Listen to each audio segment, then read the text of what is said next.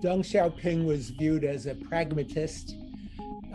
We believed at that time that he was not committed to socialism or anything else. He was just committed to economic development.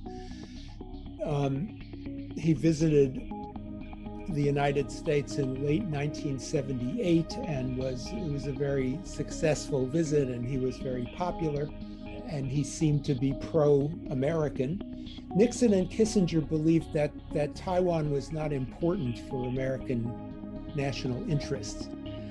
And Nixon had promised Zhou Enlai that he would normalize relations with China in his second term, but he didn't get a second term because of Watergate. So when Jimmy Carter wanted to, I forget exactly what he wanted to do, but he wanted to intensify US-China cooperation against the Soviet Union. The Chinese said, well, you have this promise from Nixon to normalize relations. So Carter did normalize relations with China, as you said, and broke relations with Taiwan. And he was criticized for that by many people as well, who said, you know, you're giving away Taiwan for nothing, and Taiwan is democratic and stuff like that. But again, as you said, the image of Deng Xiaoping as a pragmatist made normalization with China quite acceptable in the United States.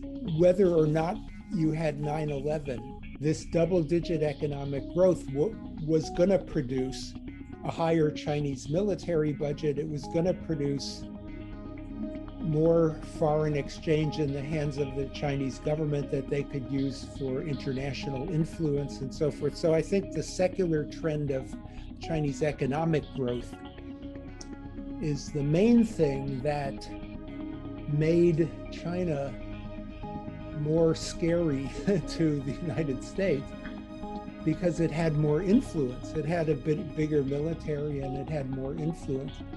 And then I think that Xi Jinping came to power and he had more money and he had a bigger military and he had more stuff to work with. And so he adopted a more assertive foreign policy. And I think that's what scared the US government and led to Obama's pivot to Asia.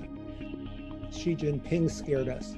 During the engagement period, Americans thought that China would be fine with being a friend of the United States. As China became rich, it would like us.